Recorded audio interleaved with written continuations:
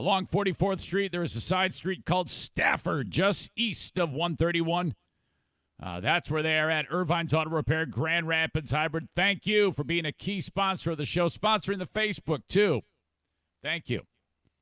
Meanwhile, the Mario Flores Lakeshore team of Van Dyke Mortgage and MLS number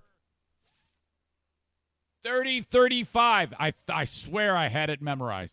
3035. They are the mortgage experts for the podcast.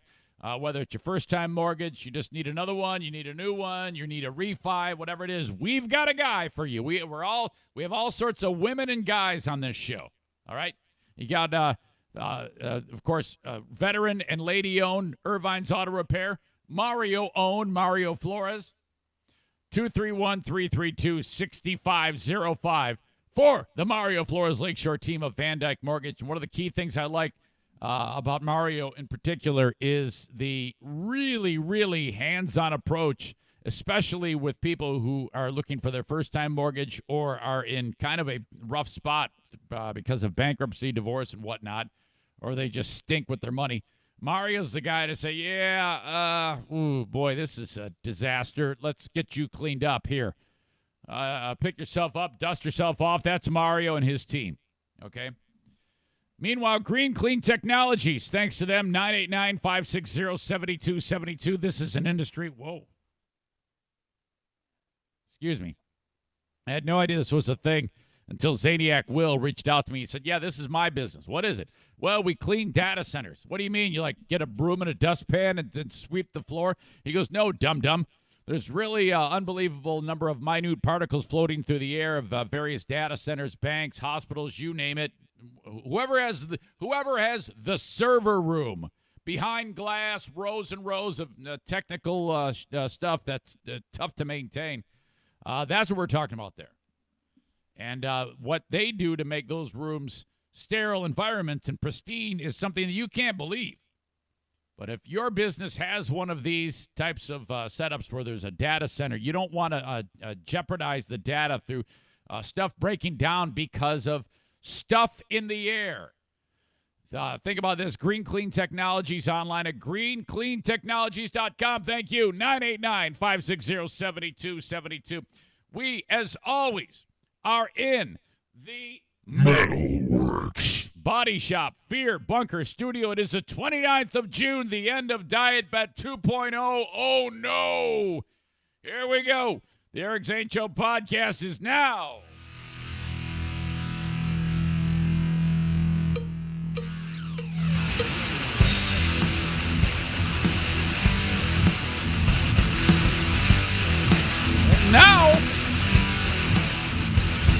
And now, here's a guy who has never won a congeniality award at any radio station anywhere. I will fight you in the street. It's the Eric Zane Show podcast with your host, Eric Zane. Thank you, John. Hey, welcome into the Eric Zane Show podcast. This is a daily rant-filled, expletive-filled, hijinks-laden get-down that happens Monday through Friday, covering news, nonsense, and my personal stories. And a lot of those, a lot of all of that for today. My gosh.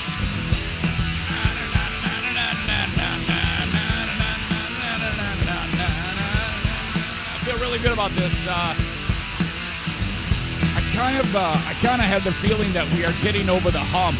Well, I know I should back up. I think I'm saturated to the bone with drama stories, with the exception of Karens. I do have some Karens to talk about today, but I think I've gotten to a point where, it's a little redundant to go down the road of a lot of the things that I have in the past.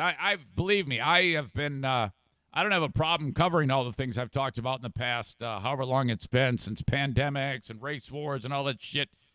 I get it, and I fucking love that stuff. It's a lot of people might shy away from those things, but I actually like talking about it. But it does get to a point, and I feel like I'm there right now, where I'm like, it's just a little bored of it.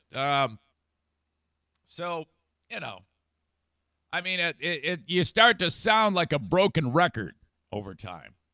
So we've got a lot of amazing things to talk about here today that aren't related to those things. But whatever, they may crop up at any one given time. You never know. It doesn't mean I'm not thinking about it, okay? We have so much to get to on this show, though, today. And there is an enormously large thing that we need to get into, and that is the highlights, painstakingly chronicled in a wonderful way, the Fear Bunker Trivia, the highlights of the Fear Bunker Trivia event that we had on Friday. And these keep getting to be more and more adventurous and fun. It's really spectacular how all of these people get together. And now we're starting, I mean, it's different people every time. But we've done it so many times that, everybody's getting to know each other, like, pretty closely, and it's great fun. And, man, we had a great time again. No surprise. Kenny may have stolen the spotlight a little bit. Kenny becomes a different animal. I don't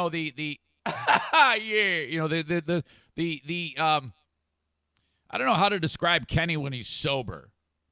Adorable, loving, sweet, kind, and I think he's the same way when he's had a couple of swigs of gin and juice. But it just, I don't know. Kenny reminds me of the type of guy who, like, when the weekend comes, he's really ready to have some fun. And he did not let us down again. We have so much material to go over with you from Fear Bunker Trivia, brought to you by Bennett Flooring Installation. Again, I think that people are starting. I think there is a dynamic on that where people who watch it because I stream it live on Facebook, and it's never really dawned on me to mention this, but I think there might be a little bit of I think that people, when they watch it, when they're not playing, type in the answers. And it might have been a couple cases of that being reflected on some of the answers from the participants.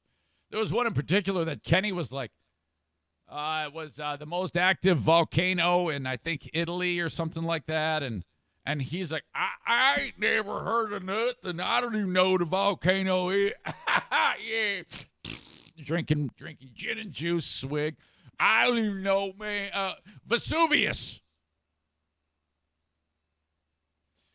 So I think there was one of the clips that we have is him being accused of that too.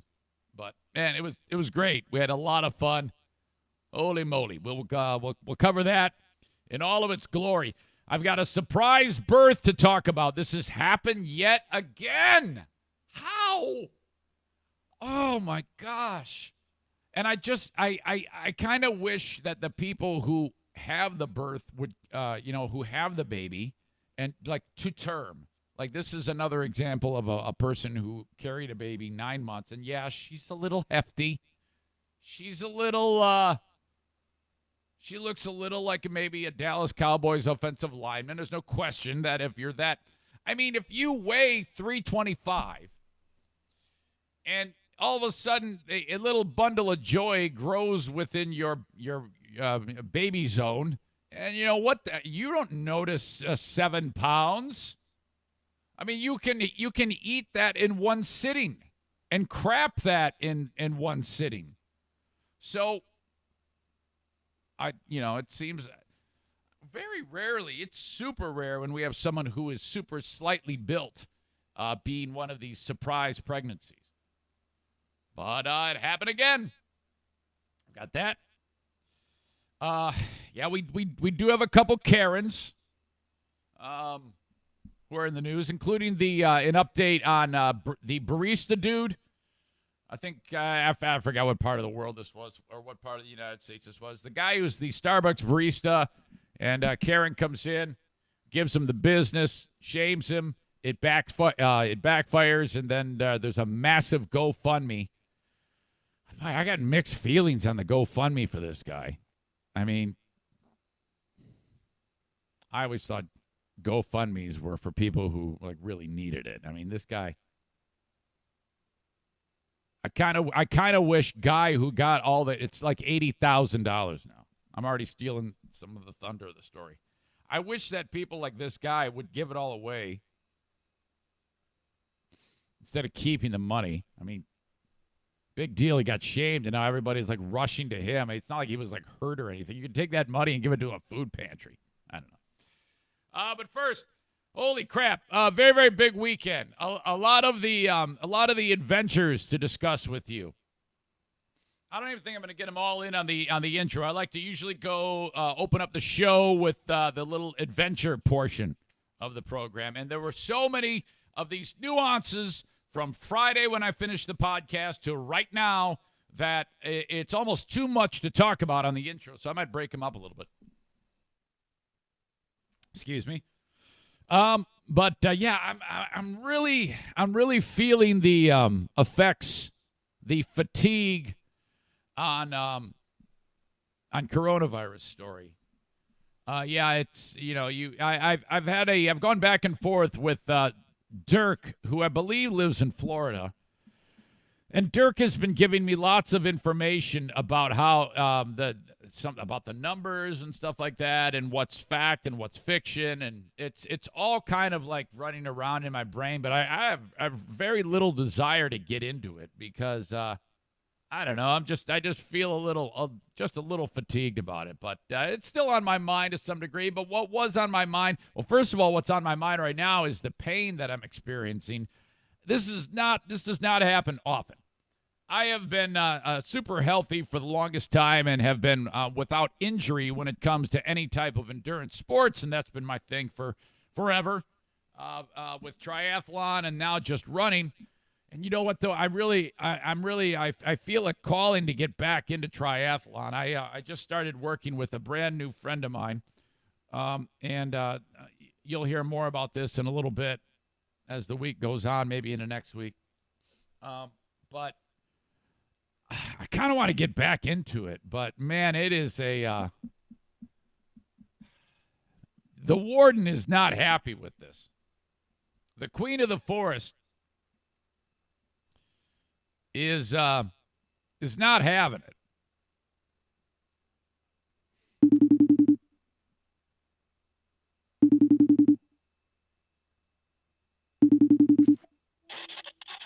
Hey, good morning. How are you? Hi. I was just discussing with the audience about how you, the queen of the forest, is not at all behind my approaching you about wanting to do triathlon again. Yeah, that's not a good idea. What's the matter? Takes way too much time. Well, yeah, I know. I mean, but I'm not. I'm not really. I'm not going to immediately start with doing Ironman training. First of all, my body can't handle that. I'm just talking about a little sprint here and there, maybe like Reed's Lake or something. Hmm. You know, I mean, that you're not looking at that much more training than what I'm doing right now, just running. Yeah, that's true. So, but yeah. I know you and your personality. You start with a sprint and then Yeah, yes, you're right. I would do that. And then all of a sudden it's 2 sprints and then 4 sprints and then 5 Olympics, then a half and then a full. Yeah. Well, let's just take it as it comes. You know, if I open up, start do like a sprint, and then you notice that I'm gone all the time, like 30 hours a week, out doing stupid things. All right, good. So it's settled. Yeah. No, I never agreed to this. All right. Hey, I wanted to let you know that. I mean, you have a broken hip anyway right now. So. I know. I haven't revealed that yet. I'm about to talk about that. Anyway, what were we going to say? Nothing. You just stole my thunder. It's all right. Well, how was I supposed to? No, you didn't. There's no way. There's no way. I am going to talk about the story with the local floozies that were over. It was there was you had all your gaggle of divorced friends over. Were any of those people married? Not a one of them. No, the ones that were here yesterday were not married. One is engaged, but she's also. Yeah. I mean, is that 5 divorced women or 4? 4. My gosh. and they were all married when we met them. Mm-hmm. Holy shit. We're the only ones. We are such lovers. Do you want to make love right now? No, it's too early. And listen. Yeah. We are one of a kind. I just sound like your dad just now. Well, why did you have huge gaps in your words there? It's like you Well, lost. because I kind of want to say, because I was going to say something when you paused and then you continued, and so then I forgot. Yeah. All right. Yes, we are one of a kind. We are a great team. Everybody loves our dynamic. They think we should be like a morning radio show. But no, I don't need a morning radio. I just got you right here. Like what do you call those? A sitcom. No. We need a reality show. Yeah, that's it. Sitcoms suck. Sitcoms stupid. All right. Okay, thanks. Yeah, you're going to the doctor with me. I know it. Plan ahead. Yes, ma'am. We got to leave at 1 p.m. Is that right? 1:15? Yeah. Which one? Between 1 and about 1:10ish. Okay. Is this about your boob? This is about the getting, because you got to get that I guess it's a tumor, isn't it, removed? The lump? Yes. Yes. The benign tumor, or just a? Yeah. Yes. Do I call it a benign tumor? Or do I call it a lump? I don't know. I don't know what the proper technology. Yeah. I do not.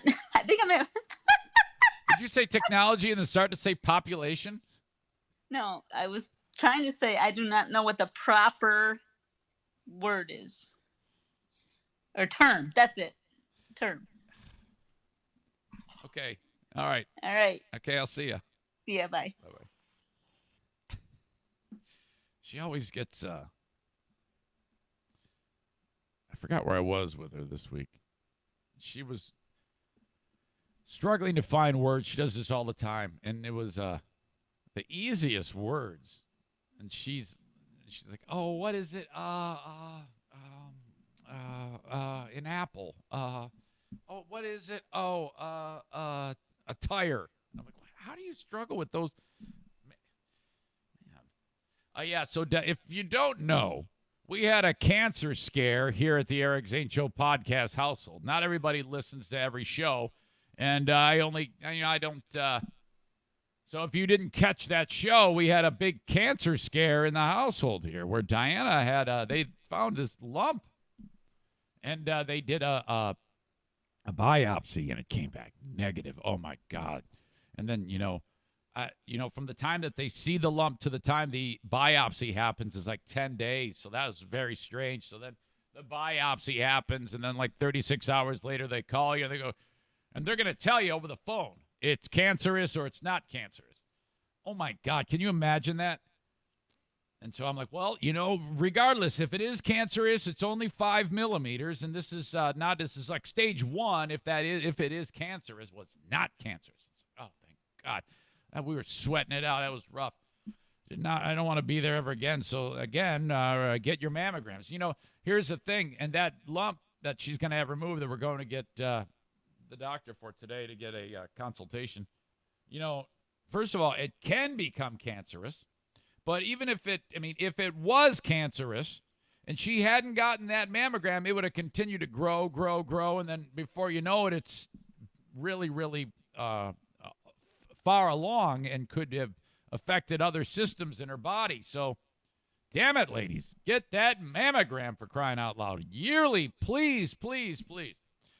This show, I got to continue on with the open. I still have plenty to talk about, but I did mess up a couple of things that I wanted to get to. First of all, this show is live every day on Facebook, brought to you by Irvine's Auto Repair, Grand Rapids Hybrid. Thank you for enjoying it. Please share on Facebook.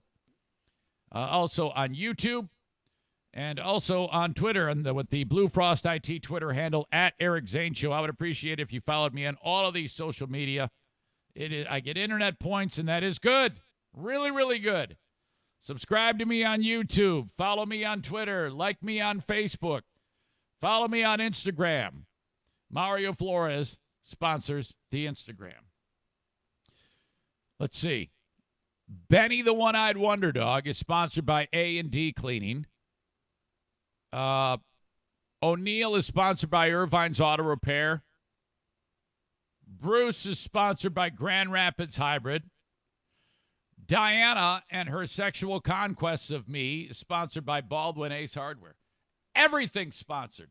The email is sponsored by Green Clean Technologies. The Green Clean Technologies inbox is eric@ericzaneshow.com.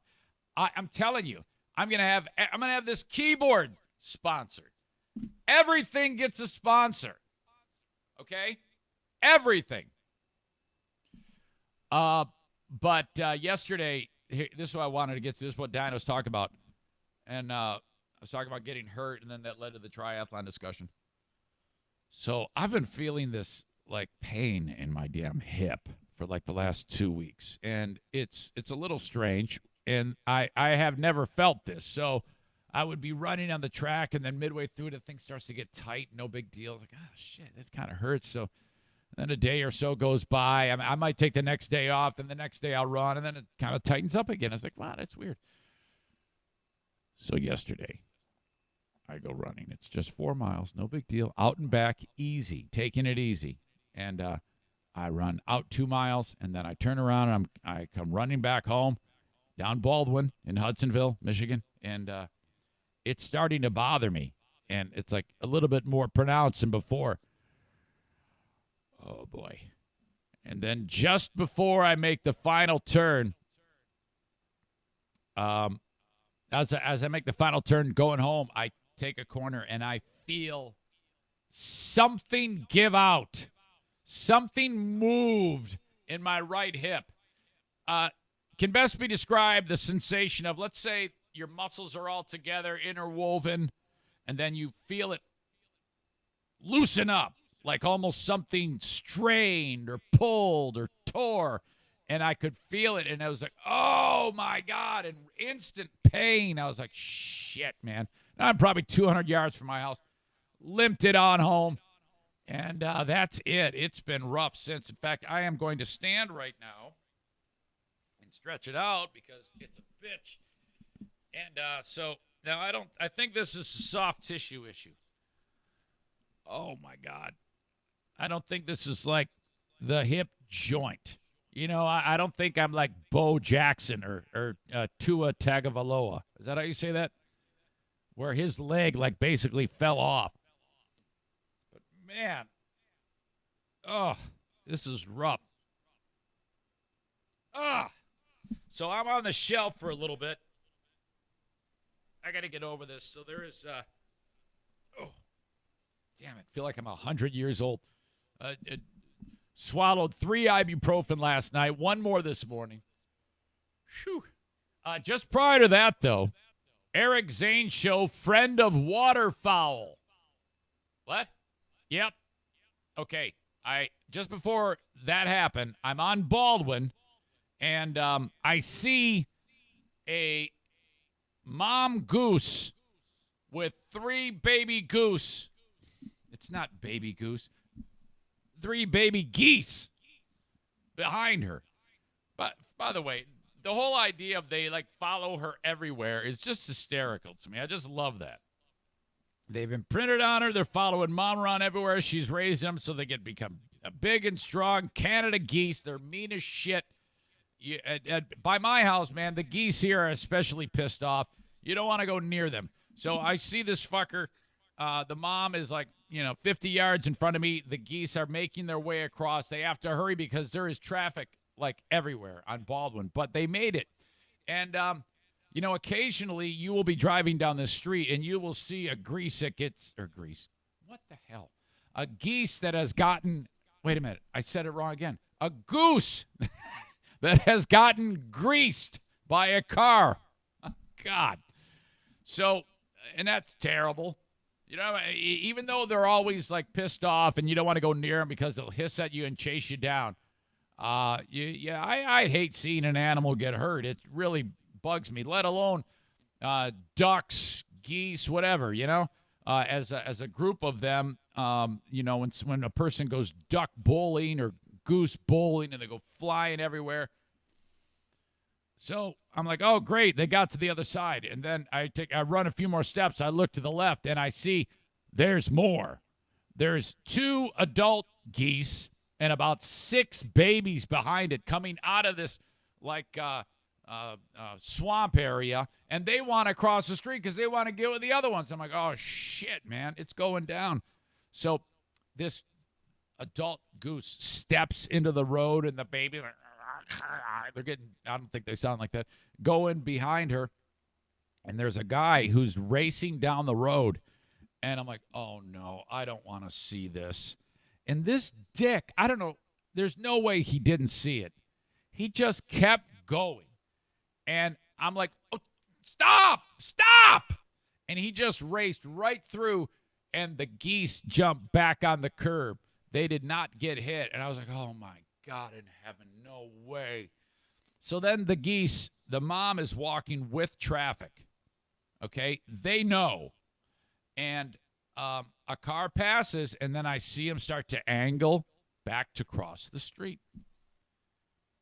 And I'm like, my God. Now, one direction, there's no cars coming, but the other direction, there's plenty of cars coming. And I don't see anybody slowing down. So I step into the street, hands up, stop! And these people, I see them see me, and they don't see any geese yet. They just see me, and they start to brake. And I go, thank God. And then they look, and then they see the geese are there. They were going to hit them. So I was like, oh, thank God. And they looked at me like I was nuts. But the geese made it across. They live to fly another day. Holy crap. All from one run. An injury, and I saved the life of geese. Saw a great movie over the weekend. Been meaning to watch this film, and it was available on demand. I think I got it. I actually have a premium channel. I have HBO, so it was on there. Ford v. Ferrari. And, okay. I really, really enjoyed this movie. This was a terrific, terrific film. This is the story of, and you don't need to give a shit about racing to like this movie, because there's just some terrific scenes, and it's a great story. This is a story about how Henry Ford II, who is the grandson of the Henry Ford, who, obviously Model T, all that shit. He had a rivalry with this dude, this Italian Enzo Ferrari, and Ferrari was always kicking ass in all of the endurance races, the 24 hours of Daytona, 24 hour of Le Mans, which I always thought it was Le Mans, but I guess it's Le Mans. And he had been getting his ass kicked by this guy for years because his cars sucked, his drivers sucked. There was and Ford, wanted to buy Ferrari because they were bankrupt. Ferrari didn't sell it because he wanted control of the racing team, so that was the impetus for and then he insulted Enzo Ferrari, insulted Henry Ford II, so Henry Ford II had a bug up his ass, and he wanted to build a race car that would kick Ferrari's ass, so he hired this dude who actually had won the 24 hours of Le Mans way back in the day, a few years before, running for another team. His name is what the hell is that guy's name?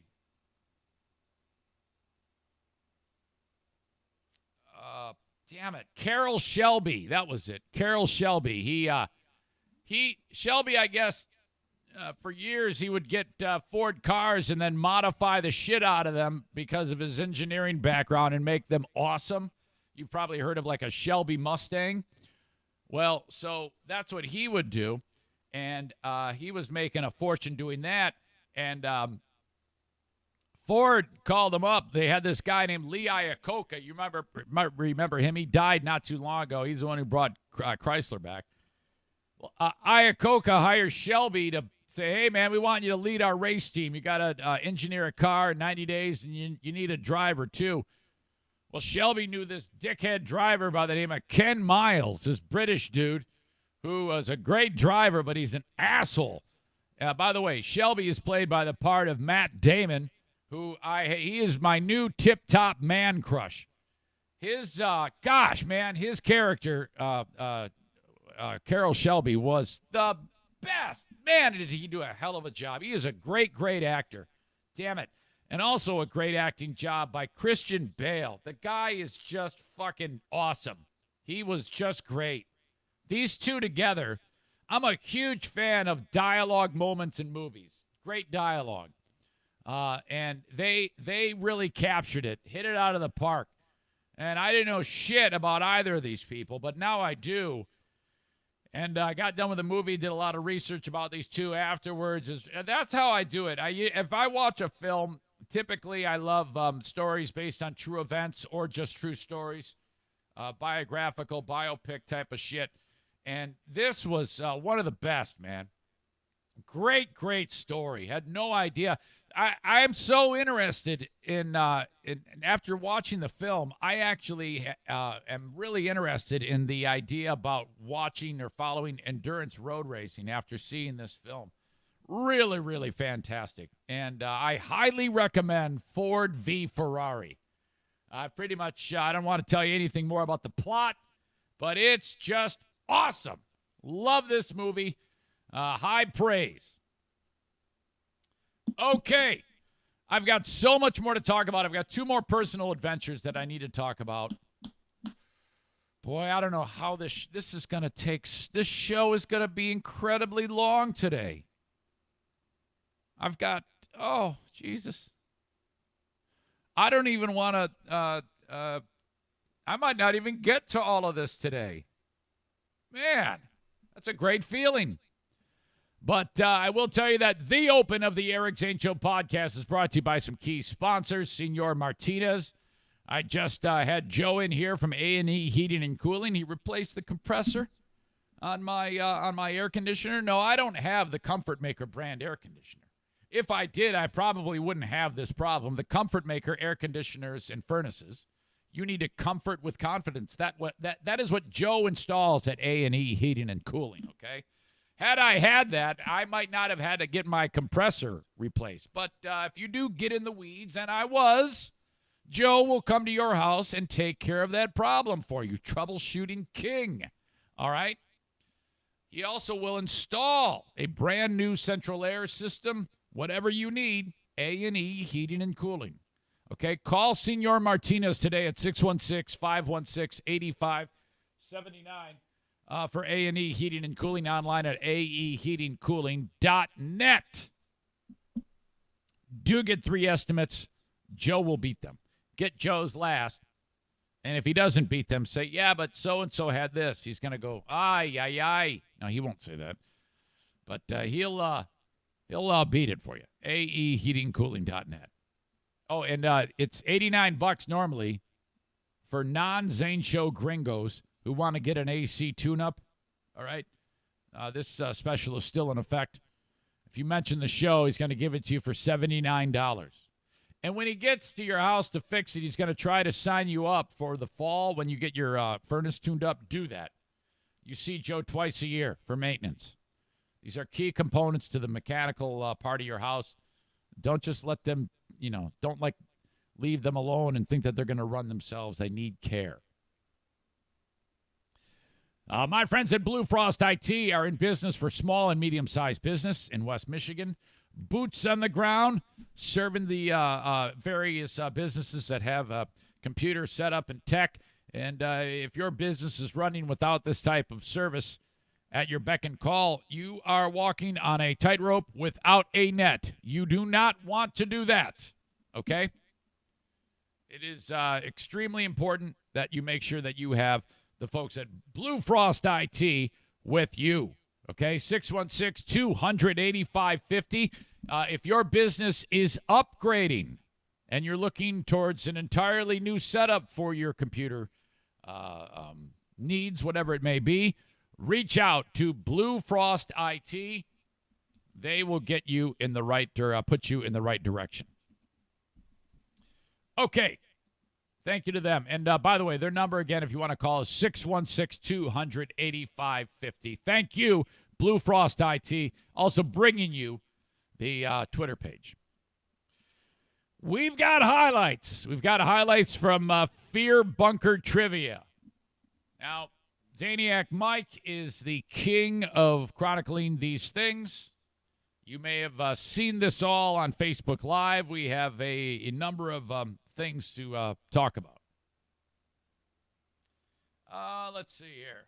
Just looking at Mike's notes, because Mike actually, there was a lot of moments in the event where we knew that it was going to be something to highlight, but Mike then goes over it with a fine-tooth comb, and then sends me like a little synopsis of it. Kenny is a lot of what we talk about here on the show. A lot of the highlights do center around Kenny because, like I said, Kenny likes to have fun. Excuse me. I just like totally sniffed, and it was horrible. I'm glad I had that mic down. Mike writes, Kenny was the focal point of the game Friday night, going from slightly buzzed to shit-faced drunk.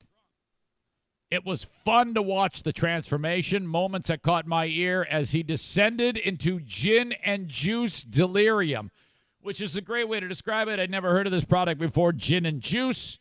So he's got 3 unopened pints. And I think one of the particular things about this is the ease at which it goes down smooth, apparently, like he's drinking Gatorade.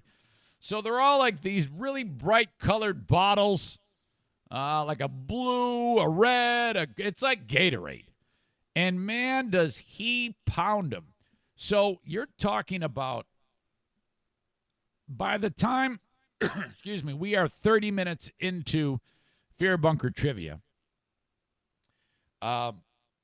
he is nearing the end of 2 bottles, 2 pints. So he's really drinking. By the way, he got blackout drunk because when the event was over, he called me. And I had a conversation with him, and Kenny starts telling me how much he loves me. Now, I love it when anybody tells me that they love me, but so I'm like, Kenny, I love you too, and this was going to go on, and then I heard his better half, Nicole, say, yeah, get off the phone. You know, she like rescued me from him. And the next day, I get a text. He goes, hey, man, did I call you last night? And I go, yeah. And he goes, I have no idea. I also ordered Pizza Hut and wings, and I didn't remember anything. I just came. I just saw like all the. I saw the pizza box. Did we order food? He had no idea. Very early on, Kenny's still on his first bottle. I asked Kenny how he was feeling, and he let me know. On a 0 to 10, 10 being really drunk, 0 not drunk at all, where are you now? Oh, man, I got a good buzz. I'm a little horny. I mean,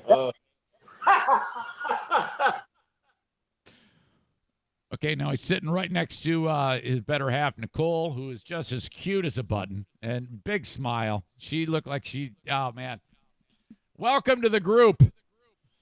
Kenny, the story that he was talking about, apparently Kenny knew her in high school or something like that, had always had a crush on her, and had never like said anything about it, and then they crossed paths recently, and now here they are. And this is really good because Kenny had been down in the dumps for a long time, and I can really just see him coming out of his shell, even if he's not drunk, because he's been through the ringer, man. He's had some rough things happen to him on a personal level, so I'm really, really happy. This is good. All right, next clip. Again, this is Kenny intensive, but it's still funny. I mean, you think about the mileage that we've gotten, out of Kenny when he's drinking gin and juice. This is a softball, and this is a home run. Call it binging. Nice boobs, Kyler. We're getting... Binging. Binging. Let's go. Let's go. Nice job, Kyler. let's go. Nice job, Kyler. job, Kyler. Good job, Kyler. That's the one that kind of doesn't get much attention. Joe Moran with good job, Kyler. That's the most excited Joe Moran's ever been in his entire life. He was if Joe Moran is enraged, this is my impression of Joe Moran if he's enraged. I'm enraged. This is Joe Moran if he wins $50 million. I win $50 million. He's as even keel as they come. Kenny had just finished his first gin and juice bottle and sent Nicole to get another. Mike writes, Nicole, being off camera, offered to show Kenny something. He acknowledged the request and gets presented with something, apparently.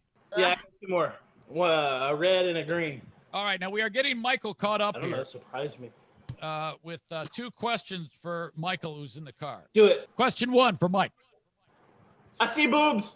Shh, shut up. I'm going to mute you if you don't shut up. Jesus. She just flashed me. I'm sorry. So the whole time he was having a conversation with her, and then all I wanted to do was ask a question. He's like, do it. Yeah. Let's see here. This next clip, it says, is an enhancement to the nice boobs Kyler drop. When he hears the drop, he improvises and makes it about his significant other. You can see him fall onto her on the video as he says it. It's going with the guess of Adam. Is that right? Yeah. Somebody show me the Adam. That is correct. He just did a real yeah. Yeah. Yeah. Nice boobs. Yeah. Nice boobs, Nicole. We don't know what happened with his next clip. It says, I don't know why this was asked. You had just come out of the question about Pez being a derivative of the German name for peppermint. I suspect German being mentioned may have led to this question from Kenny, but I have no clue in hell why it was asked. All right. All right, Thomas Howe, here we go. What? Question for you. Are you really? Are you a Nazi? Fuck.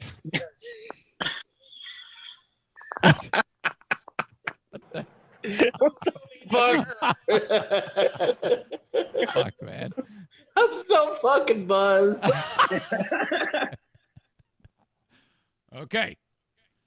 This one is described as very quick. Not the funniest, but funny enough. He swats Nicole like a little girl when this is said from Friday's Fear Bunker Trivia.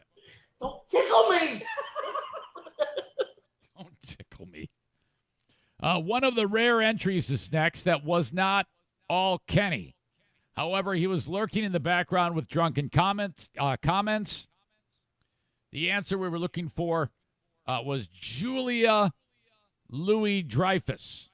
And this is how it came out. Michael, who is the first actress to win 3 Emmys for 3 different comedy series? I'm really fucking drunk. I'm gonna guess Julia Louis-Dreyfus. You know, I know what you meant, even when you called her Julia. Seinfeld. Big Seinfeld fan. All right. Oh, she's lame. Nobody likes that bitch. I like Seinfeld. He's just out of control. All right. Classic drunk talk here. Kenny is blitzed to this point. We have all experienced a drunk person say this. Yeah, he does. He loves everybody.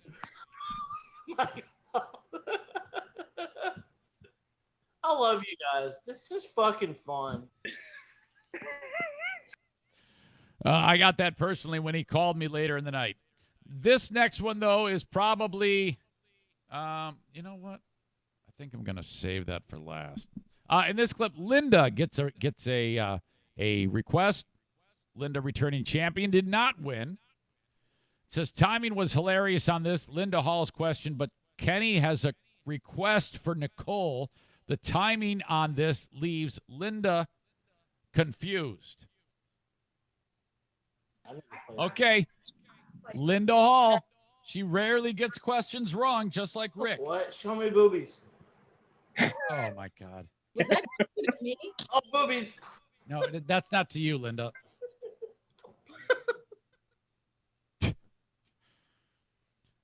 Next, it says not cheating. Very, very sloshed at this point. Was going to remove this one, but left it because I loved the drunk speak too much. I'm pretty sure Kenny was tipped off on an answer. We accused him of cheating, and that went as you would expect. Nobody wants to be accused of that, so here you go. Come on. You better not be fucking cheating, Kenny, you drunk bastard. Dude, that just popped in my head like out of nowhere, and I thought I was out. All right. And then there's this. Kenny is, let's see, probably the highlight of the night. Left it untitled, so it's not a giveaway. Self-explanatory. And muting is your friend. Use it. All you need to know is Kenny, according to this, thought he was muted, and he wanted to say something to Nicole. Rick Steinebach. His girlfriend. Where is Nathan's famous hot dog eating contest held each 4th of July? Oh, nobody knows that. I know somebody. I know 2 people I know who know this answer. People who stuff all kinds of wieners. 3. I know Rob G knows. I know Michael G knows, and Ball says he knows. Rick Steinebach, where is the famous Nathan's hot dog eating contest held on the 4th of July? I need a titty in my mouth. Oh, my God. Oh, I'm not muted.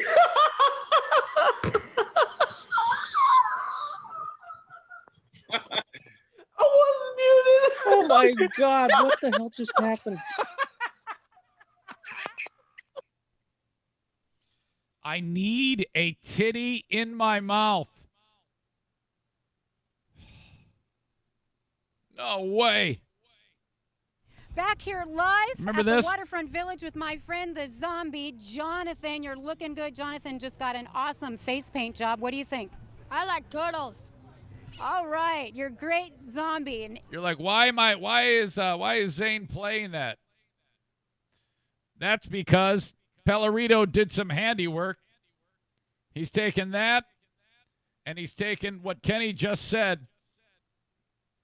I think this might be a fail on my part.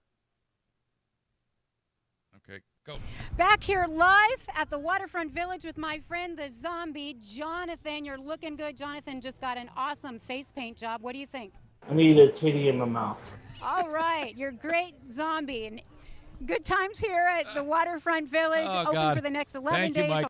You did a great job. I'll post that video of the turtles thing. I'll include that in the show notes and put it at in the news of EricZaneShow.com. But that's pretty much how it goes on Fear Bunker Trivia. A good time had by all, I hope. I know I had fun. Well done. We won't be playing that this week. I'm going up north, and then let's see. This week I'll be up north at Fear Bunker North.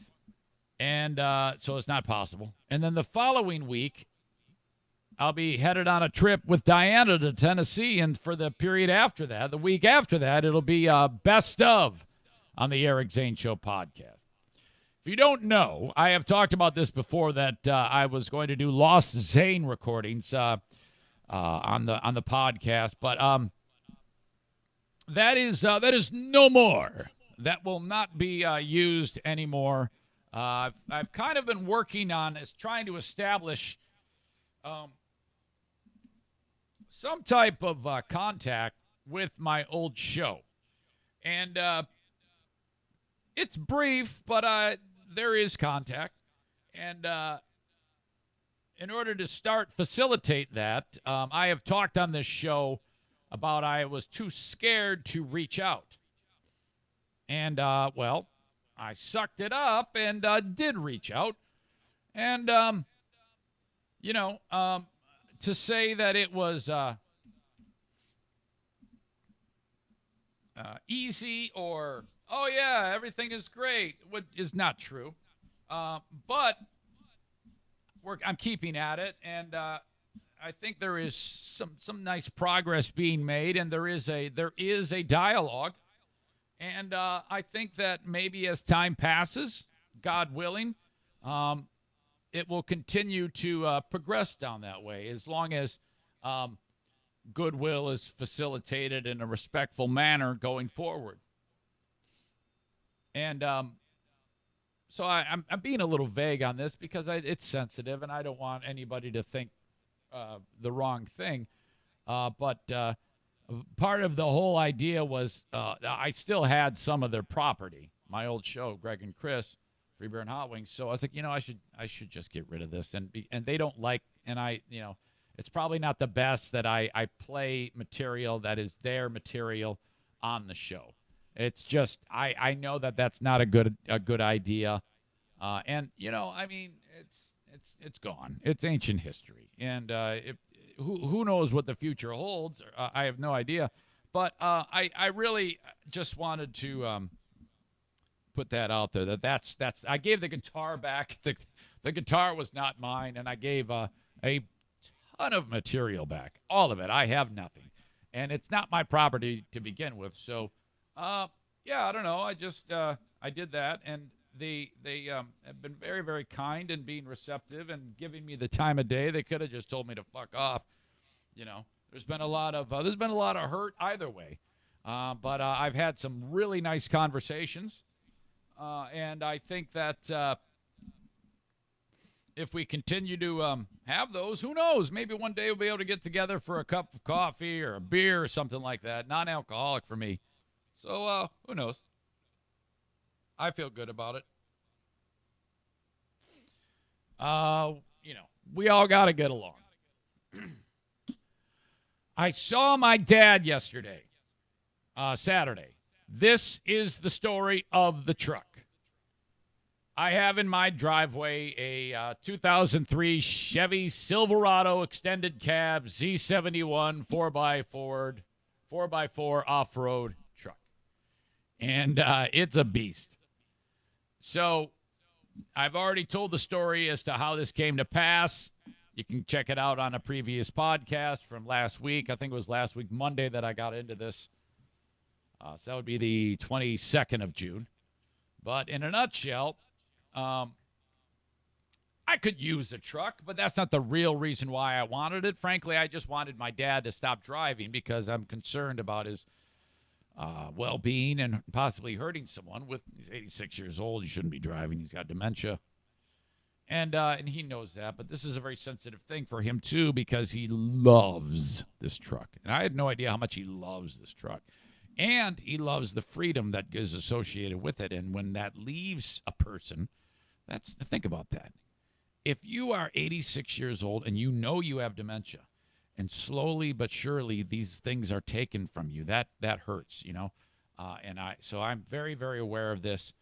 And all those little hobbies he would do with using the saws and cutting down trees, he can't do that anymore. And so that's tough.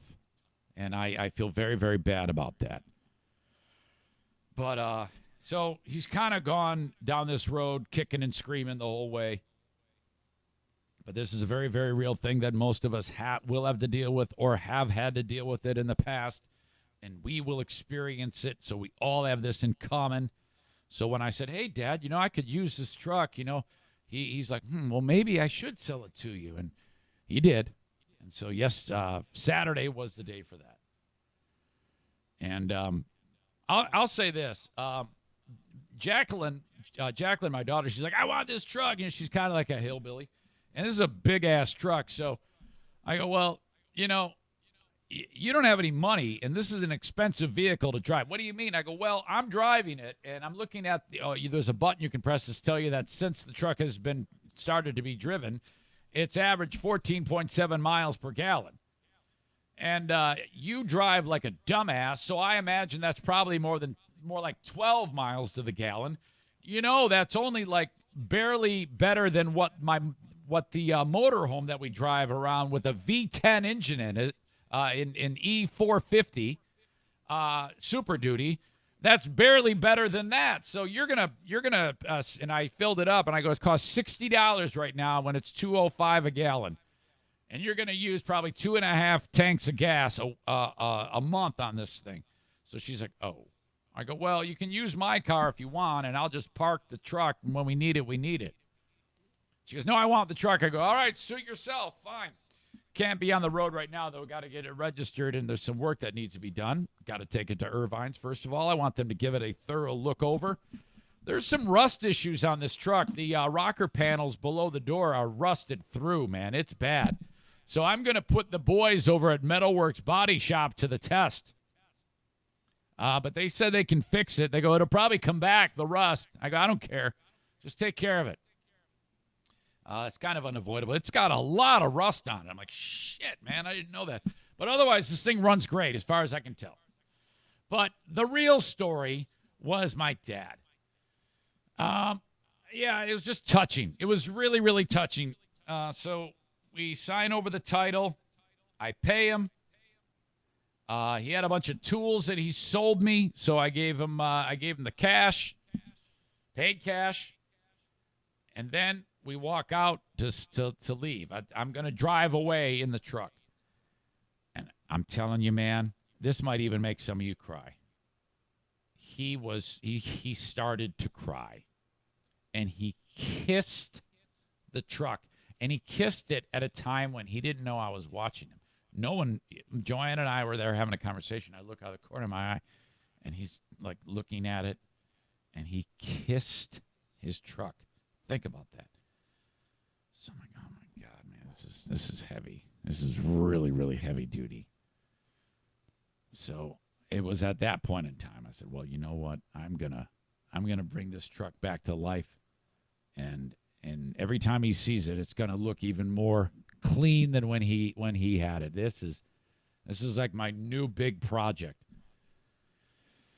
Oh my God, it broke my heart.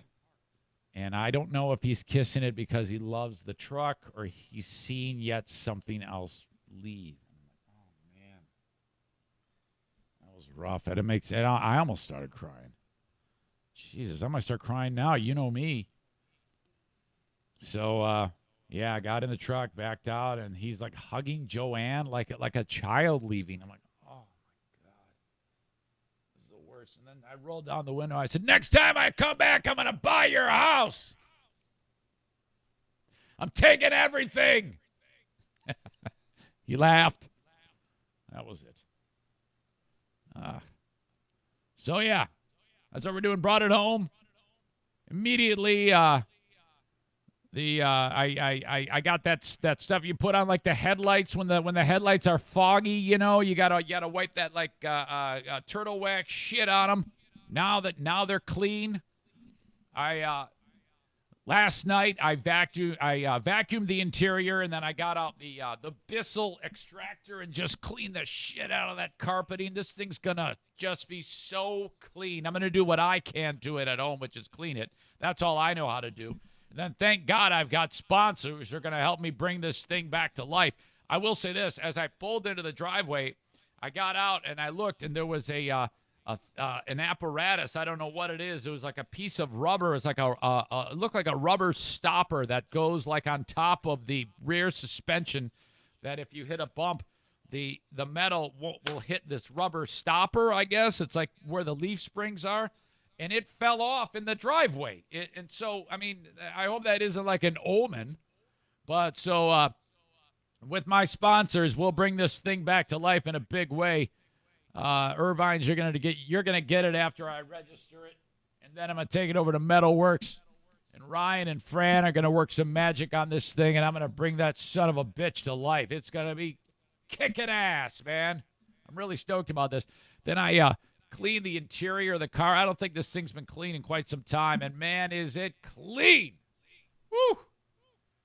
So that's about it, man. That is the saga of the truck. It is now in my possession. It's ours. And so if you see a young hillbilly chick driving around in a Z71 off-road Silverado, that will be Jacqueline. She cannot wait.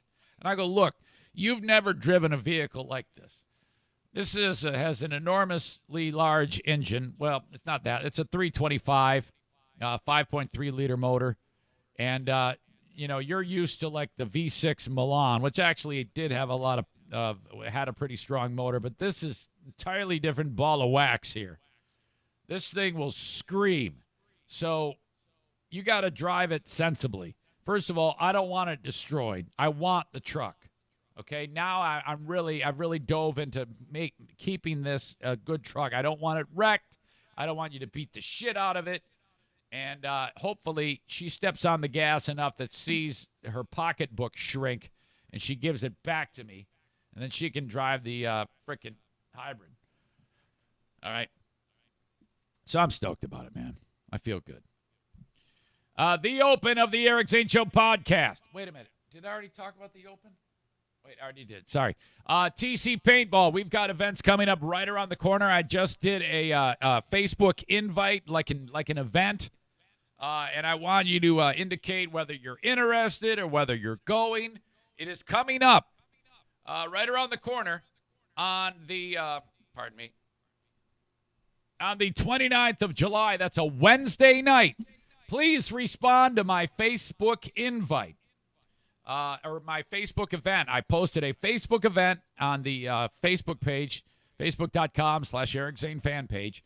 Please respond to it. I will repost it as we go so that it stays as a reminder. Would you please indicate not interested, interested, or going, okay?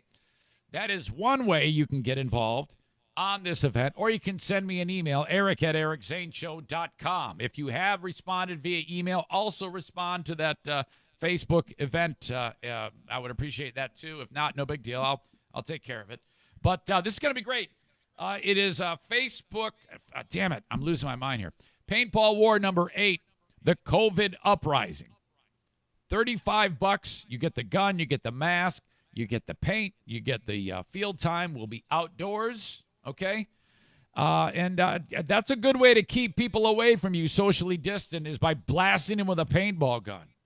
Okay, we're going to have a pizza party beforehand, and this is going to be awesome. Very, very stoked about it. Please join me. The event is July 29th, 6 p.m. to 9 p.m. On the 19th of August, the following month, we're going to do it again for third shifters, second shifters, 11 a.m. to 2 p.m. That's also a Wednesday. And that is called Paintball War number 9, the Dog Days of Paint. But the big one I'm focusing now at tcpaintballgr.com is the July 29th one. If you want to book a party at TC Paintball, go to the website, tcpaintballgr.com, or call them at 616-249-8227. Thank you, Rick. Oldest of the old school sponsors. Terrytown RV. Online at terrytownrv.com. They're on division between 68th and 76th Street. 616-236-2754. You can go there, check out the selection online. terrytownrv.com. Travel trailers, fifth wheels, motorhomes, Class A, Class C, Sprinter vans. Those are the Class Bs, actually. I know these things. Folding campers, truck campers, they got it all at Terrytown RV, key sponsor of the Eric Zane Show podcast. If you are interested in going over there, send me an email, and I'll introduce you myself to the boss via email, or I'll meet you there. Let me know when you're going to go shopping. I don't care if it's like an hour's notice. I'll drive out there. I love those people. I want to see you there, and I will give you a tour of what you're thinking about, looking at or buying, all right? And in the unlikely event that you crack it up, I shouldn't say unlikely event, if you're hammered and you're trying to back into your camping spot and you smash into a tree, you're going to need that camper fixed. You call on Metalworks Body Shop. They're going to fix my dad's truck. MetalworksBodyShop.com. You can also get more information on their Facebook page, which I've linked up at ericzaneshow.com. The dynamic duo of Ryan and Fran in Coopersville, Michigan at Metalworks Body Shop. Great group over there. Cannot wait to bring the truck to see you boys. You can tell me how much work needs to be done. I sure hope you can do it. I think you can do anything there, but there's some real rust issues on these rocker panels. Hang on. Excuse me. So there you go. Metalworks Body Shop. You notice my hair? Actually, I think I got a comb in my pocket. I gave myself a fade. So my wife has been wanting me And I've been wanting to have like longer hair on top and short sides. So I grew it out.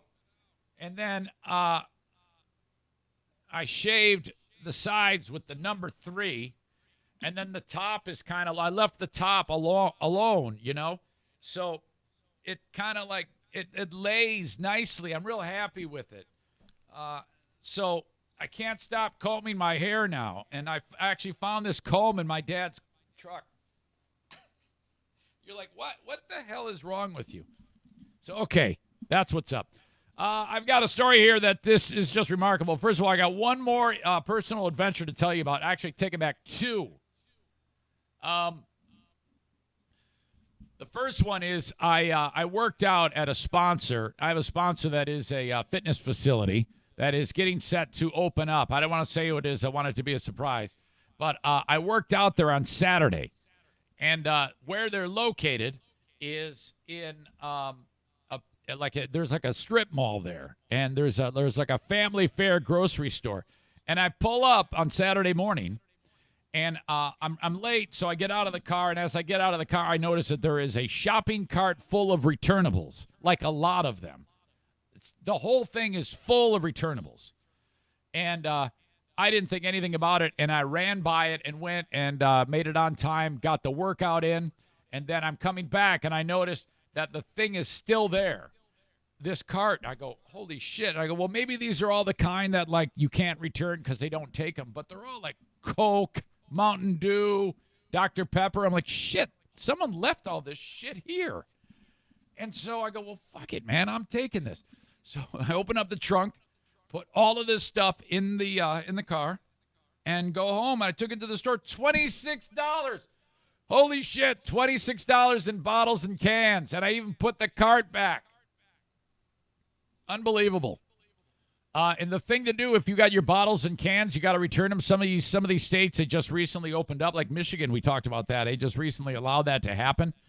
There's lines out the door. You got to wait hours to return your bottles and cans. Unless you do the way I did it, where I walked right up and I didn't have to wait at all. Excuse me. That's because Saturday night. Yep. No one goes to return their bottles and cans on Saturday night at 7:30 p.m. because I had no problem. That's when you do it. All right. I want to talk about this story. This is what I teased, that there is yet another incident of a surprise birth that has happened. I just can't believe it. Here you go. His full name is Calvin William. The audio is a little bit janky. Starts with Mom, who I indicated to you. She's a little hefty. Okay, there's no question, and I think that's where part of the problem comes here. An adorable baby, healthy as can be, cute as a button, otherwise normal, except for the fact that she's a little bit. She might need a little P90X, and there's no question. Washington Jr., but for short we call him CJ. Just over 2 days. I gotta get the name of the kid. His full name is Calvin William Washington Jr., but for short we call him CJ. Just over 2 days old. This guy's a godsend for us. 7 pounds, 1 ounce. Calvin Jr. has already stolen his parents' hearts. Being the mom for the very first time, and it's scary, exciting. She must have a very huge and slippery vagina. Nerve-wracking. But getting to this point, something Cal Washington and Gina Dobrin never expected. I have had back problems in the past. I just thought I was having a lot of back problems and just constantly moving around. I just thought it was just unusual. She has back problems because she's got the biggest boobs you've ever seen. Knowing that I was pregnant. A full pregnancy term. Dobrin says she knew something was wrong after feeling nauseous and dizzy on Tuesday. And I realized, oh my God, Cal, we gotta go to the hospital. Like, my water just broke. I'm having birth.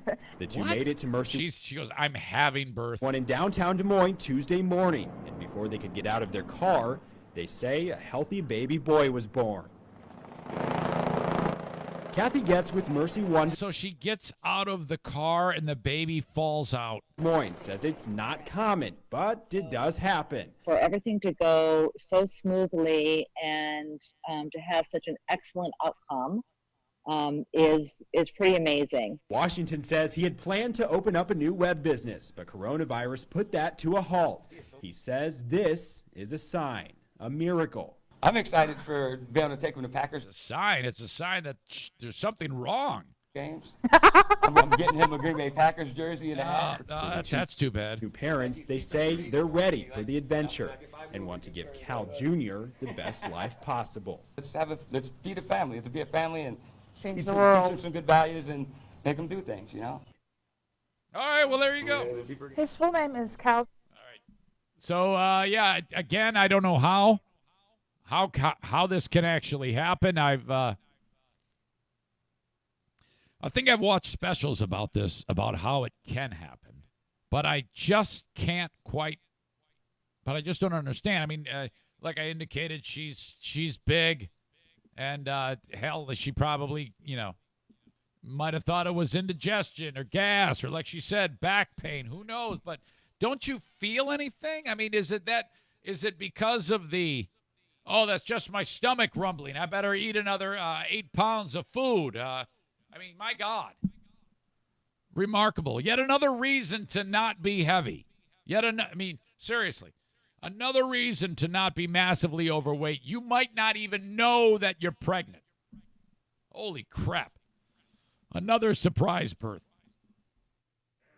Excuse me. So, yesterday, I talked about this with Diana. We had the local divorcee population in the backyard. They're all in the pool.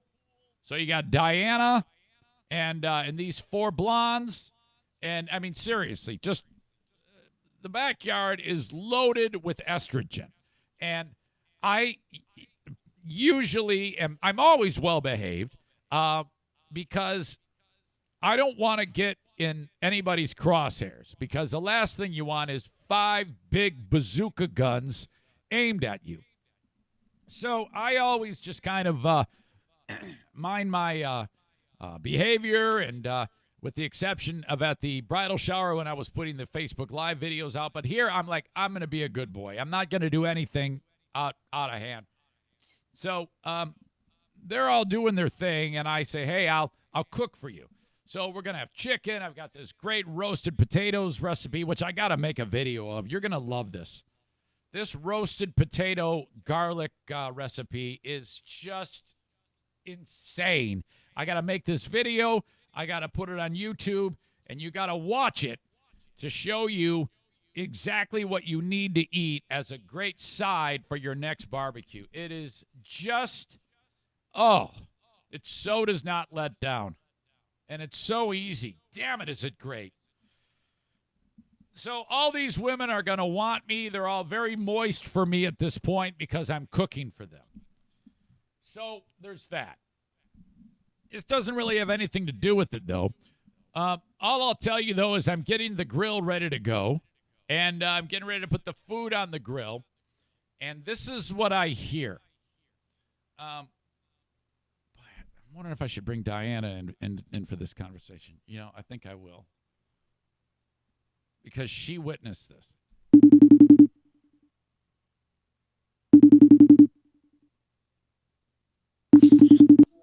Hey, how are you? Yeah, what do you need now? I'm telling the audience a funny story that I wanted you to hear. Yeah. And I figured, with you here, there's no way that I could embellish it because you were witness to it. So I'm not going to be looking at you when I say be looking at the camera, but I want you here to react. Okay. So I walk out on the back deck. Uh-huh. I'm not talking to you. I'm talking to them. Oh. You're like on your iPad, and I'm... Okay, go ahead. I walk out onto the back deck. Now, I want you to know, audience members, that the language I'm about to use, I'm not even comfortable saying it right now. Even though this is a podcast and, whatever. It's still really rough. So I walk out on the back deck, and this is what I hear. He fucked her ass. He pounded her ass like you wouldn't believe. And I mean, he really fucked her. Oh, did he fuck her? Oh, my God. He just fucked her ass. Any exaggeration at this point? No. Okay. I am on the deck. I immediately look to where the source of this is. You see me, did you not? Yes. What did you do when you saw me? I'm like, what? I'm like, oh dear. I can't remember what I said to you. You just laughed. You were just laughing hysterically because I immediately was like, now at this point, I don't know. I'm a little bit confused, okay? Because the person who was saying this doesn't talk like this. So either I did not know if this was like an actual storytelling of what happened to someone, like sex in the butt region, and it was very like aggressive lovemaking with someone's butthole got brutalized. That's what I really thought at first, that she's describing someone, and I'm like, who is that? What is happening here? So I put my hands over my ears to indicate, oh my God, I can't believe the language that I'm hearing. Yeah, to hear it from this person, let alone anyone, it was shocking. So I was like, what's happening? Now, thank God, man, I'm telling you, our neighbors are the sweetest, kindest, the most God-fearing people in the world. I mean, and Sunday is not fun day. Sunday is go to church day. Yes? Yes. Okay, these are the same people who I've talked about on this podcast. During summer, I have to make sure this fan, this window rattler air conditioner is on, because I don't want them hearing me say bad words, because their house is right on the other side of the glass here. So right away, I'm like, oh my gosh, can you imagine if Brian's out getting the grill ready or something? I'm like, what is happening here? This is ridiculous. So now I know that all of your friends are very sexually charged, Diana. So, or I shouldn't say your friends, our friends. They're all very horny. So I thought maybe she's turned the page in sexuality and she's talking. I was really mystified at this whole language thing going on. So I needed clarification later on in the day, did I not? Yes, you did. And I brought it up more than once. I go, can you give me the circumstances surrounding that dynamic with what the story she was telling, where she said what she said?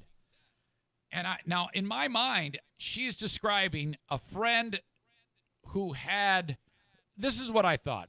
I thought that the lady who was saying these things had a friend who said, hey, guess what? I got pounded in the butthole really hard by this guy. And we had some really awesome, great pounding sex. I did not know she was actually pissed off when she was saying that, right? Right. So, but it turns out she was speaking, and I go, was this a literal effing in the butthole, or was this metaphorical? And you informed me it was metaphorical. Correct. She was describing a friend of hers who had something bad happen in a divorce. Yes? Yes. And the gentleman had metaphorically effed her in the A, according to our friend. Yes? That is correct. Holy shit. It took me a while to get past that, because I was like, oh my God, the nerve and the strength of that tirade was insane. So she was pissed off on behalf of her friend when she was saying she got fucked in the ass. Is that what you're telling me? Yes. God, That was something, man. But did anybody say, hey, maybe you should tone it down about 10 decibels because of the? I mean, it was bad. It was really loud. It was loud, but I luckily I don't think our neighbors were out. Any of them.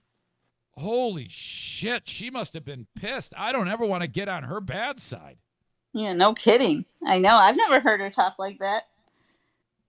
But for a while, I was so confused because I thought you guys were really getting down and dirty on the discussion about anal sex. I was really like, oh my God, look, what is going on with these women? And I was shocked. And you guys were all like, yeah, whatever. Yeah, fuck it. Yeah, put it in a butt. Yeah. And I'm like, what? You're not. Well, that's what in my mind, I was thinking that. I was like, I got out of there. I was very uncomfortable. I said, I got to get the fuck out of here. So I went off the deck, went in the kitchen. I was like, what's going on with these chicks? This is insane. This is dudes don't talk like this. I mean, we would never get that aggressive. So I was very, very alarmed at that.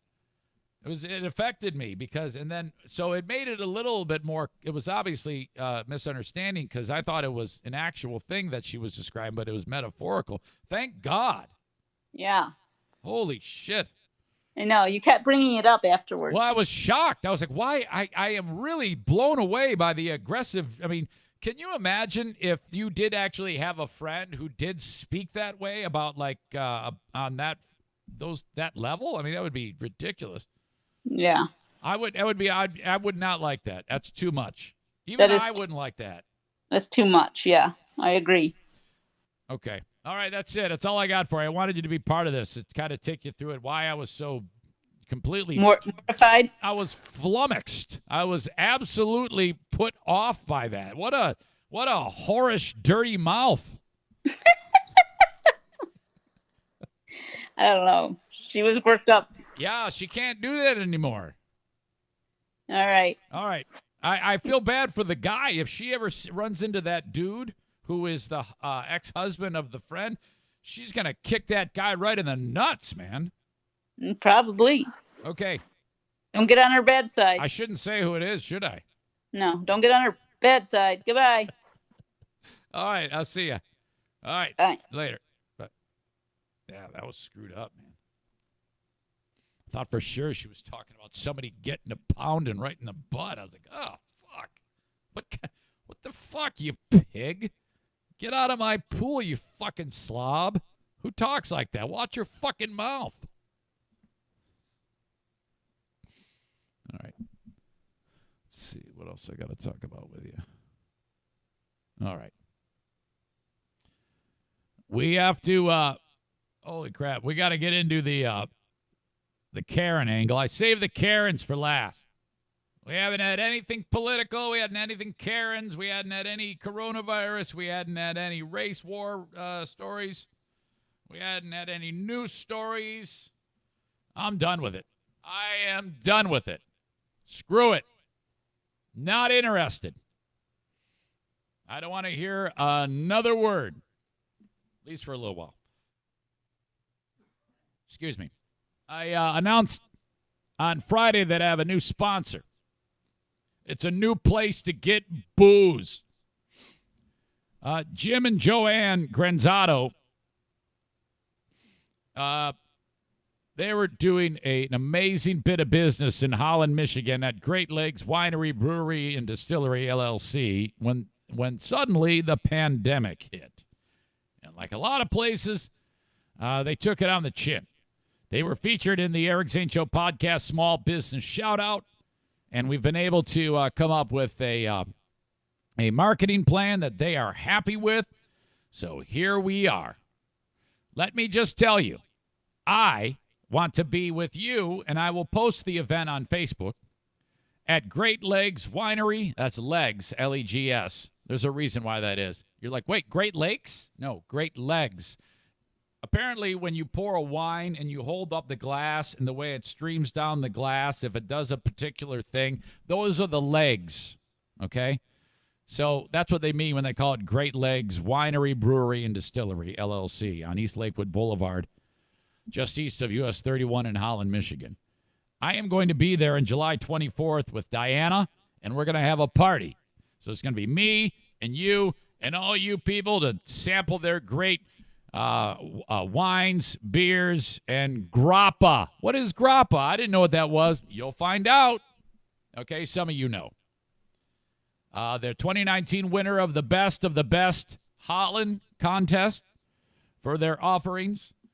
Again, it's coming up on a Friday night. I will see you at Great Legs Winery, Brewery, and Distillery, LLC, on East Lakewood Boulevard, just east of US 31 in Holland.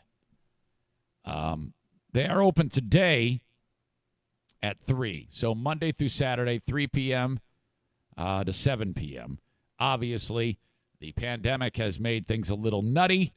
You can click on their logo in the lower sponsor scroll of ericzaneshow.com. It'll take you to their Facebook page, which has all of their information. And there you go. All right. Thank you again to Great Legs, Legs, remember, Great Legs Winery, Brewery, and Distillery, LLC, for being on board with the show. Thank you so much. We're going to do great. Cannot wait for our party on Friday, July 24th. I gave my dad his AMSOIL. Jason, JM Synthetics. He loved it. He says, thank you so much.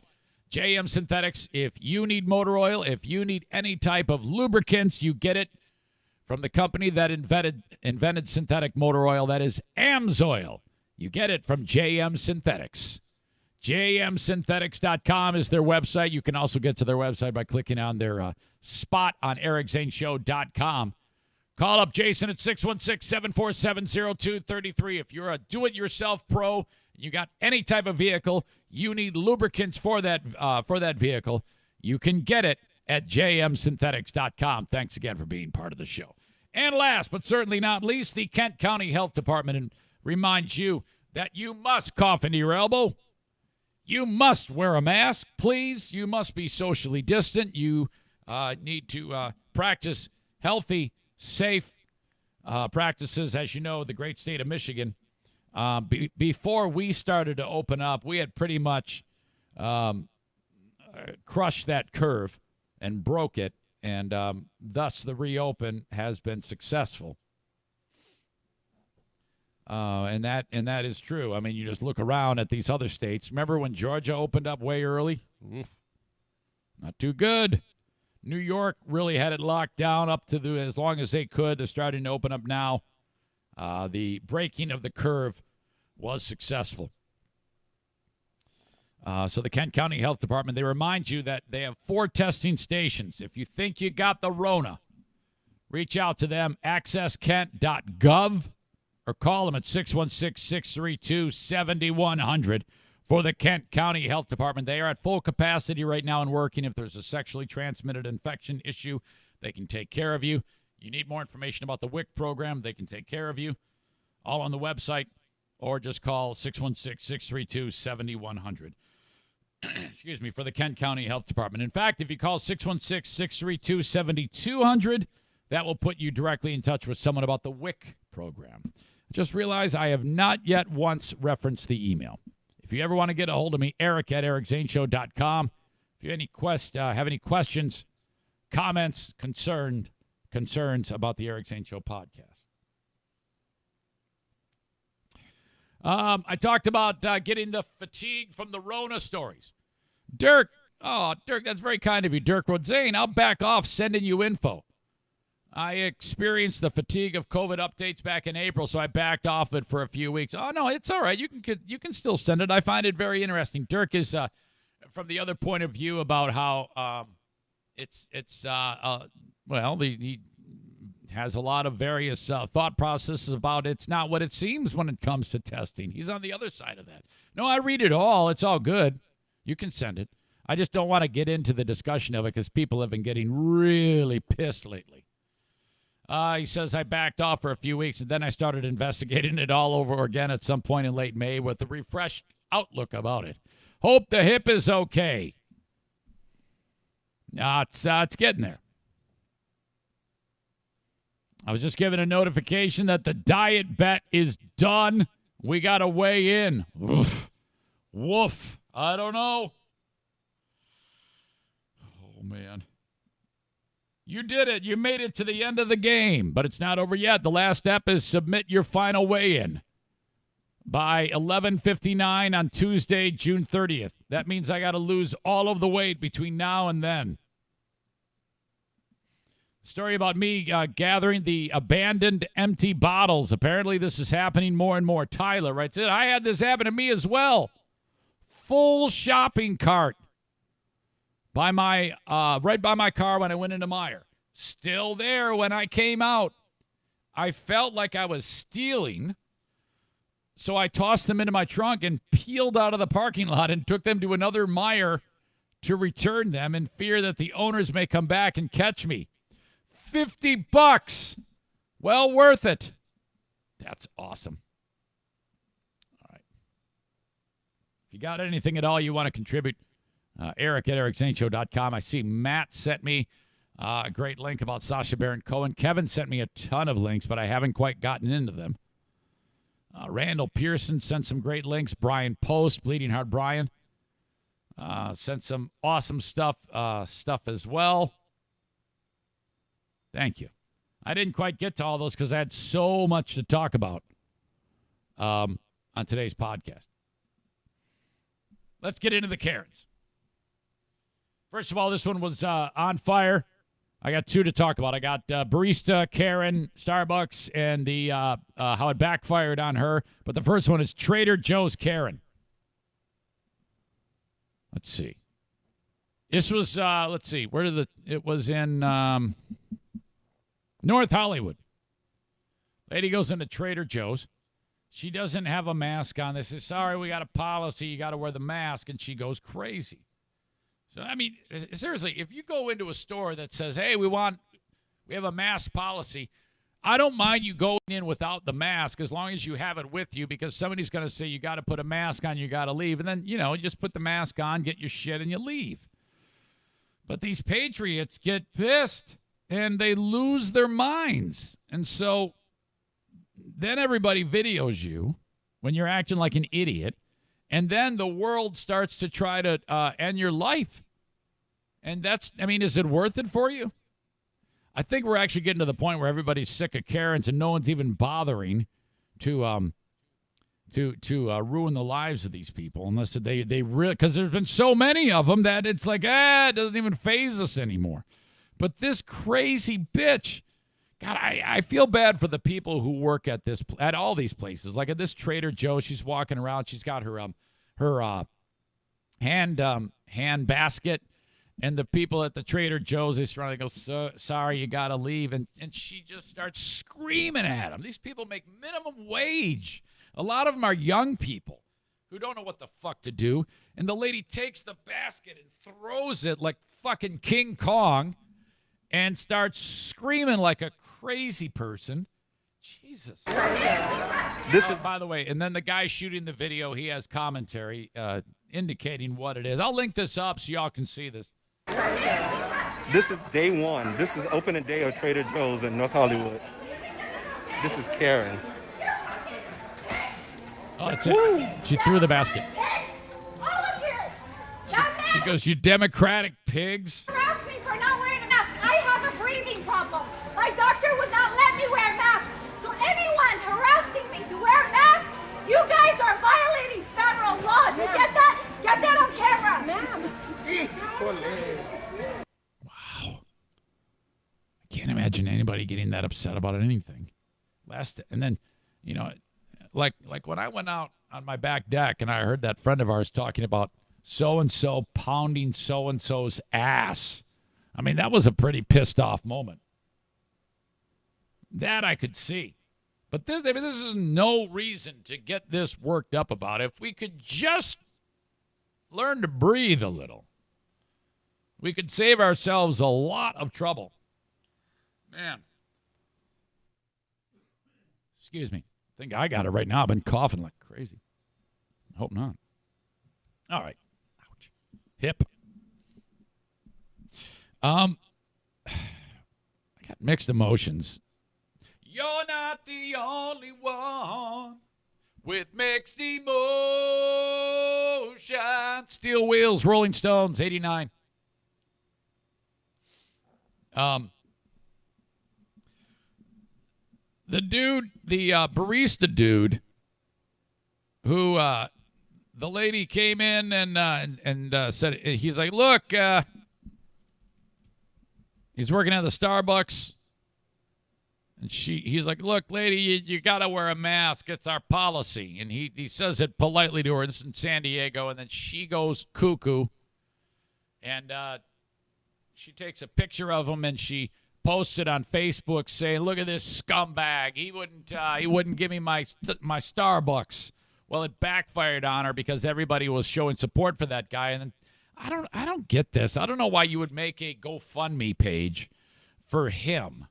I mean, what's the big deal? Are you maybe to spite her? I guess I could see that would be a thing that I would want to spite her because she's so crazy about it.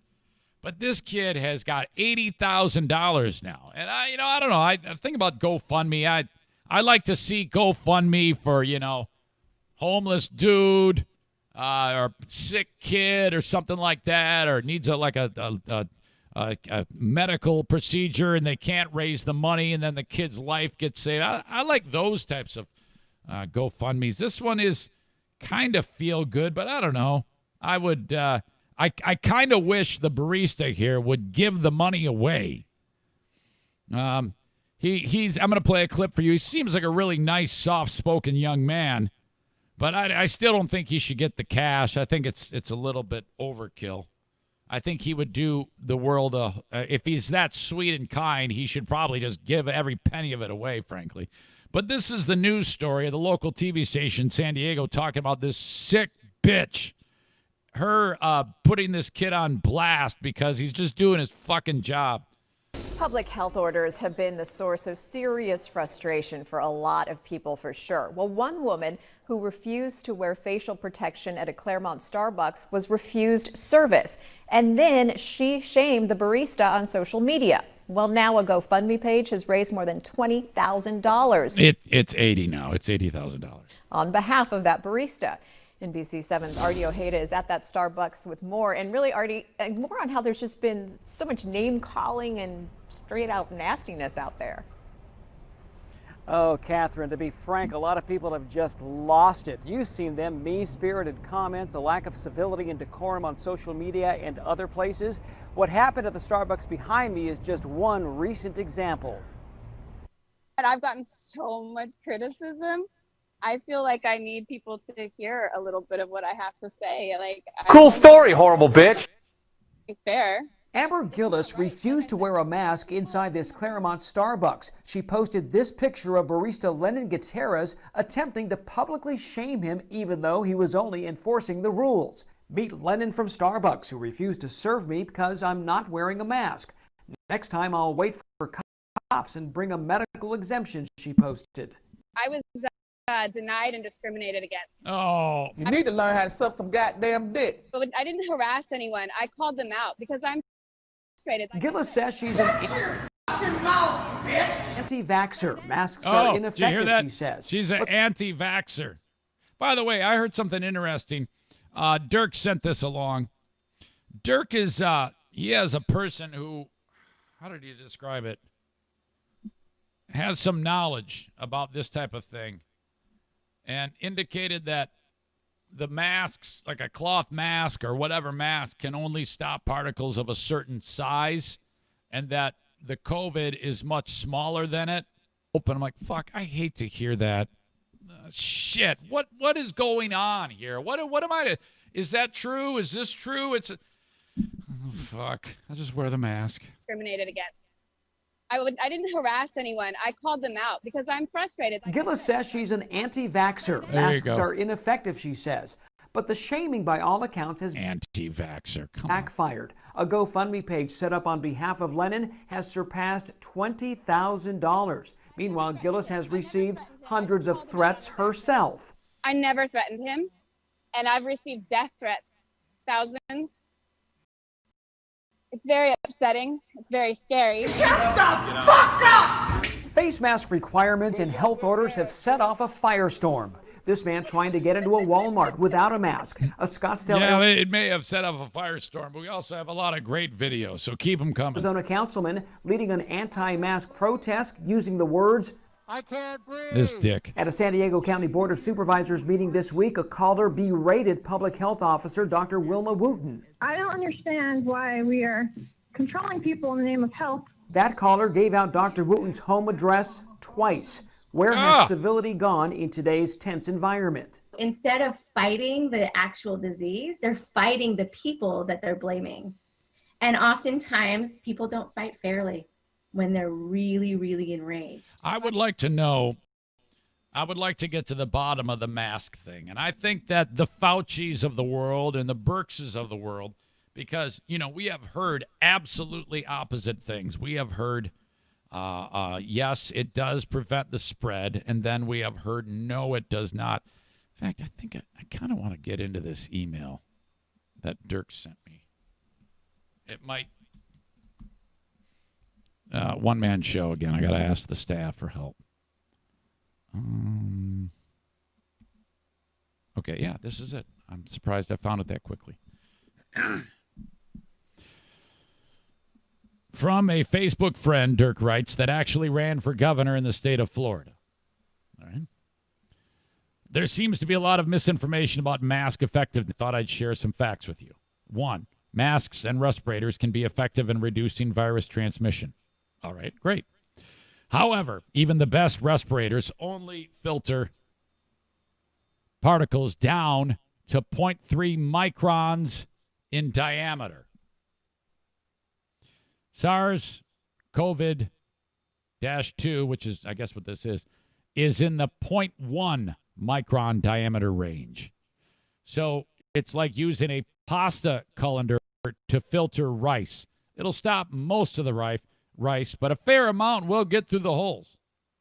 Don't be misled into thinking it's a perfect solution. All right, I can live with that. That actually is good news to me that it does have, because I can put a lot of rice into a colander. So there you go. Don't worry about CO2 toxicity. And CO2 are exceptionally tiny molecules, about 1,000 times smaller than the virus. They pass through freely. Unless you're vigorously exercising, it shouldn't be a problem. So that's good. Those are 2 good bits of information there, if that's true. And I don't have any reason to think why it wouldn't be. Stops most of the transmission of the virus. Don't worry about CO2 toxicity. 3, if you're still concerned about CO2, you can use a medical grade respirator. Like the respirators have exhalation ports, which allows the CO2 and moisture to completely escape unfiltered. The pressure from your breath opens the valve so that all the bad air can freely escape. N95 and most respirators with exhalation ports are completely ineffective. Are completely ineffective in preventing the transmission of COVID-19 from infected individuals to healthy individuals, because the exhaled breath that it allows out does not get filtered.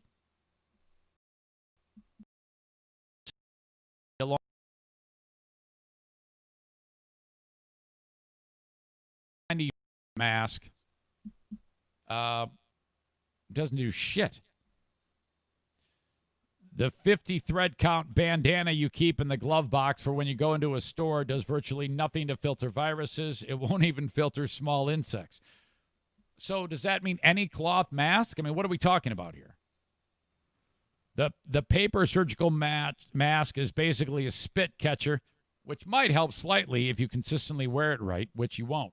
You'll stick your nose out because you're hot and sweaty, and you'll also pull it down every time you talk to someone, thus completely nullifying its already minimal effectiveness. The high-quality respirators, which are actually pretty effective in preventing you from contracting but not transmitting the virus, are all sold out, so you can't get one anyway. In theory, the consistent, uniform, and disciplined use of high-quality respirators would significantly reduce the spread of COVID-19. But in practice, that ain't ever going to happen. They're mainly silly props designed to give you a false sense of security, mandated by government officials who lack the integrity to admit they have no idea what to do because they are powerless to solve the problem anyway. Oh, fuck. Holy shit. This is what I mean. This is that whole thing. This is why everything's all mixed up. We're not really sure. I don't place blame on anybody. I don't have any hurt feelings. I don't have any this. I don't have any that. I'm going to still wear that mask. I'm going to still wear it. I do have a sense of security when I wear that mask. Reach out, Eric at ericzaneshow.com. Hold on. I got to make sure. See if we got an email here. All right. Nick, I'm going to save that for last. Nick has a nice email about a fundraiser he did over in Portland, Maine. But anyway, back to the barista. So she's sitting there screaming at the kid, Lennon, for telling her she's got to wear a mask. Now, Lennon's just doing his job. And I think that's the big problem here. People fail to realize that these are low, treated like shit, and so that's not good.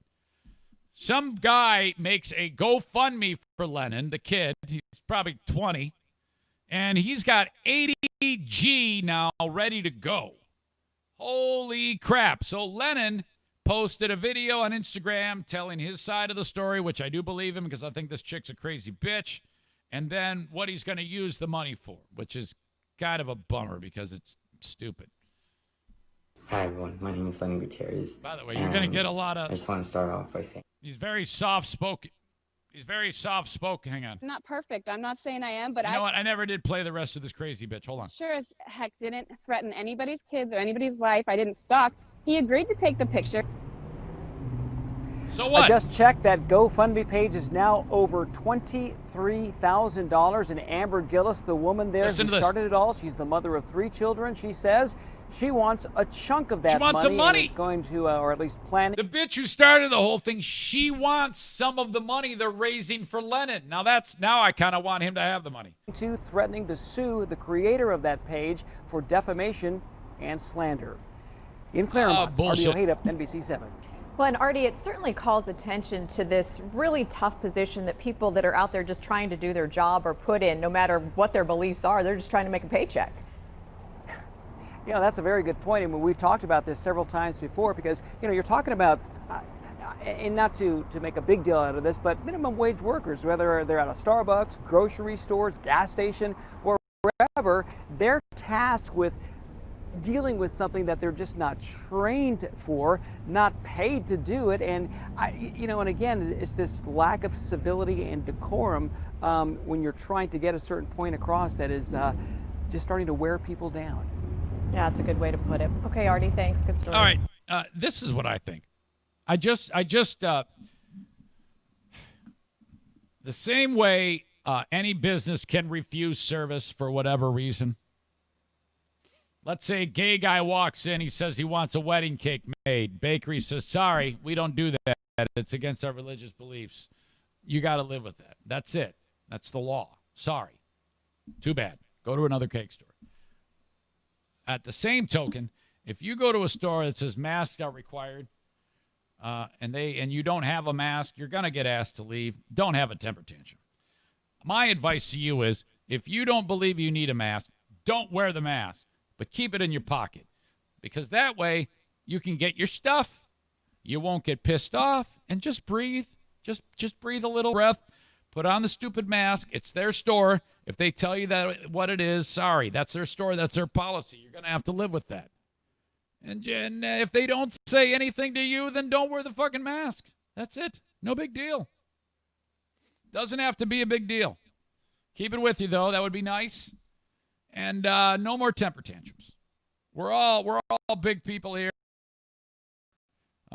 Going forward, let's start a few consecutive days of nice behavior, and everything's going to work out. This is insane to be treating people like this. This is Lennon. You're going to get a little vocal fry here and a little soft-spokenness. He's young, but so we'll give him a break. But this is what he's going to do with the money. Hi, everyone. My name is Lennon Gutierrez, and I just want to start off by saying thank you for all the love and support. It's been so helpful, and it's so shocking to see something get so big that only happened within a few minutes. A goddamn pussy to me. Before I get into that, this is my side of the story and my opinions. Nothing on behalf of Starbucks. So on that day, I was assigned the front register. I was helping customers through, and this lady came up. She had a face mask. I asked her, "Do you have a face mask?" And she told me, "No, I don't need one." And I was going to show her the paper that we've been provided saying that we've been required face masks, but we can still help. Before I can say anything, she flipped me off. She said, "No, I don't need one." And she started cursing up a storm.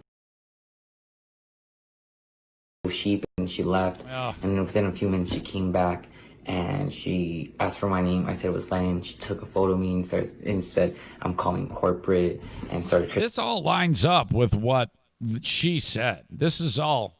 I mean, it all adds up. Some more at everyone and just left, and this time for good. And I thought that was going to be the end of it. I didn't know it was going to come to this. But honestly, Starbucks is just something I've been using passions and for my dreams. I just wanted to become a dancer and help dancers. Like before the quarantine happened, I was a teacher to kids, and that's all I really want to do is just be able to show dance to others and show them how much I love it and how much it affected me. And if I could show that to somebody else, that would need to learn how to suck some goddamn dick. be amazing. Like change what their life out. Sorry, I hit the wrong button. And with this donation that everyone provided me with GoFundMe, I can make these dreams a reality. Okay, I can fuel my Lennon's school is. Thank you so much for this just amazing of pursuing more into dance, a thing now. Oh, it's terrible. Thank you so much for it. Now I'm on her side. No, not really. Holy shit. Yeah, so there you go. At the end of the day, Lennon gets a new dance school. Sign me up. Hey, if you want to advertise on the Eric Zane Show podcast, running out of spaces because I got another one I'm going to announce on Friday. Holy shit. So you better hurry up because I'm about to be sold out. Eric@ericzaneshow.com. Mary Jo, would you have your husband respond to that email? I told you the clock's ticking. Holy shit. Thanks again, folks. Thanks for checking out the Eric Zane Show podcast. If you could, you know, it's available audio podcast wherever you download your shows, including Spotify. If you could, on Apple Podcasts, subscribe, rate, and review this show. Yes, I love to hear what you think. Throw 5 stars at me. Say something sweet that's going to make me love you. Give me hard eyes if you can. Ladies, you're encouraged to flirt. I love that. I can tell Diana, I go, look, they love me. These women love me. Eric is a big, big flirt. Eric@ericzaneshow.com for hard eyes and subscribe, rate, and review. Talk to you later, folks. Thank you. I got Patreon next. I got a ton of stories to talk about on Patreon. That is podcast in its truest form. That happens in just a little while after I get a fresh cup of coffee. Thanks, folks. Have a good one. Bye-bye.